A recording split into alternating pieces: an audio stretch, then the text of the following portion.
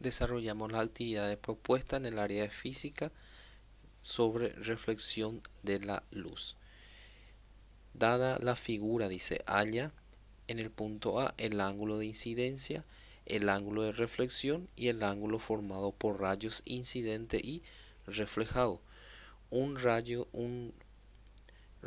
de ángulo de incidencia viene a ser a la que se forma con con el lado de la normal. Entonces este lado se le llama normal y es esta abertura o este ángulo es el rayo de incidencia. Entonces este viene a ser el rayo de incidencia y el rayo de reflexión o de reflexión es lo que luego sale del mismo punto que forma con mi recta normal, y el ángulo de reflexión viene a ser este ángulo, y el rayo de incidencia va a ser igual al rayo de la reflexión. Por lo tanto, aquí tenemos un ángulo de 90 grados, y si tenemos ya 30 grados, por lo tanto este ángulo va a ser 60 grados, que es a la cual falta para completar 90 grados. Y como el rayo de incidencia es igual al rayo de la reflexión, por lo tanto si mi rayo de incidencia es 60, mi rayo de reflexión va a ser igual a 60 grados también. Por lo tanto el ángulo de incidencia es de 60 grados, el ángulo de reflexión también va a ser 60 grados, y el ángulo formado por los rayos incidentes y reflejados, que viene a ser estos ángulos, vendría a ser 60 grados más 60 grados, que va a ser igual a 120 grados, que viene a ser toda esta parte. En el punto B, averigua la altura h indicado en la figura, dice. Entonces aquí tenemos, vamos a necesitar de este lado de nuestra figura, que es la altura. Por lo tanto, aquí tenemos este es nuestro rayo incidente, que viene a ser este ángulo, y nuestro ángulo reflejado o de reflexión viene a ser 30 grados. Como el radio reflejado es igual a nuestro radio incidente, por lo tanto el radio incidente va a ser igual a 30 grados también. Y este ángulo falta, o el valor de este ángulo va a ser 60 grados, que es a la cual completa 90 grados con 30 grados. Y ahí tenemos un triángulo. Entonces, graficando ese triángulo, vamos a tenerlo de esta manera.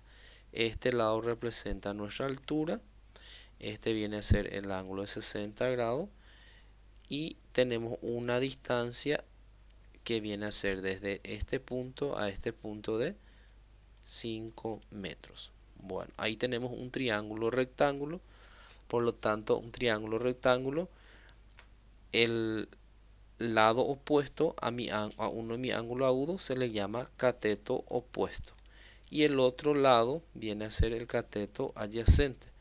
Y aquí tenemos un ángulo, por lo tanto podemos aplicar la función tangente de un ángulo agudo, que dice que es cateto opuesto sobre cateto adyacente.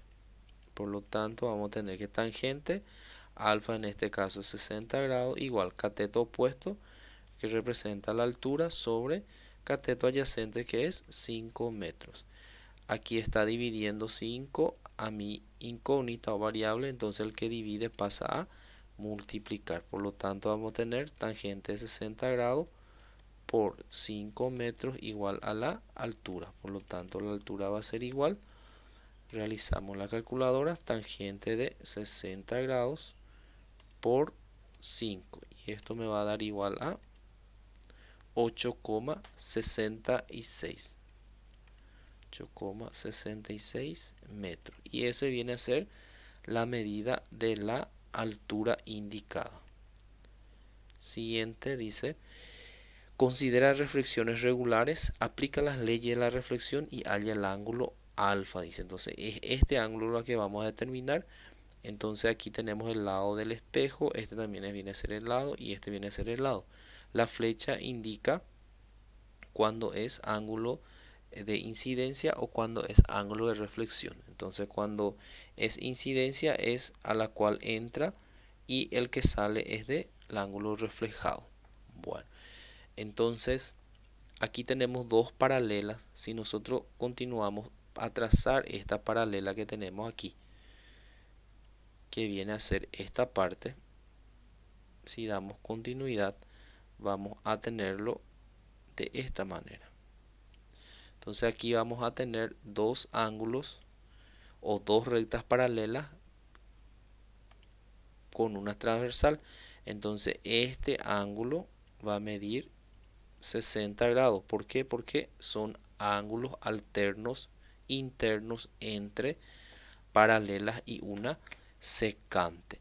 Este ángulo va a medir por lo tanto 120 grados. ¿Por qué? Porque 120 más 60 debe de ser 180 grados. Si aquí trazamos la normal a esta parte, entonces la normal, como es perpendicular y este ángulo es 160 grados, por lo tanto este ángulo va a medir 80 grados y este ángulo va a medir 80 grados. Por lo tanto, toda esta medida de ángulo es 90, entonces le falta 10 grados a esta parte para completar 90, y también este lado le falta 10 grados para completar 90.